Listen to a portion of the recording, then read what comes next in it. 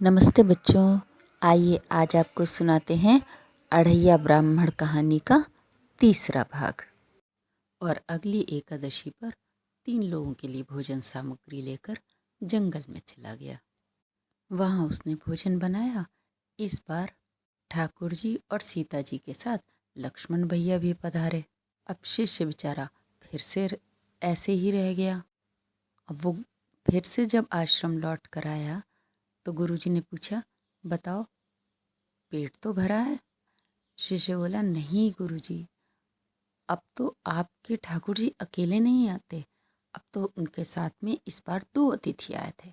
अगली एकादशी पर वो 4 लोगों के लिए भोजन सामग्री लेकर जंगल में गया। भोजन बनाने के बाद उसने ठाकुर जी को स्मरण किया। इस बार ठाकुर जी के साथ सीता माता, लक्ष्मण भैया और हनुमान जी पधारे थे।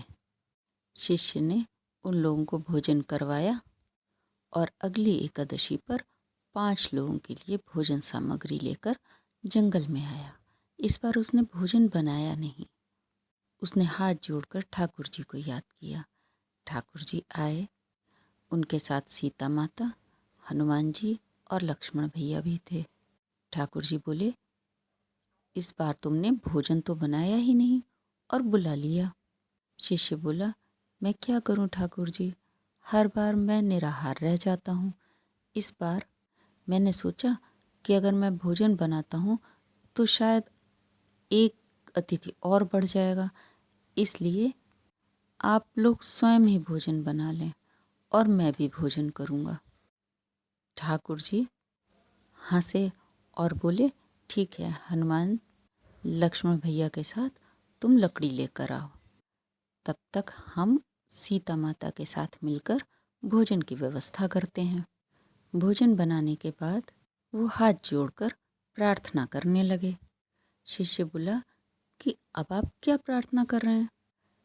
ठाकुर जी ने कहा, जिस प्रकार भोजन से पहले तुम ठाकुर जी को भोग लगाते हो, उनको बुलाते हो, उसी तरह मैं भी अपने ठाकुर जी को याद कर रहा हूँ। मैं भी उनको भोग लगा के तभी भोजन पाता हूँ। थोड़ी देर में उसने देखा भगवान शिव, पार्वती और शिव जी के गण वो सभी वहाँ उपस्थित थे। वो भागा भागा आश्रम पहुँचा। इसका अगला भाग आपको कल सुनाते हैं।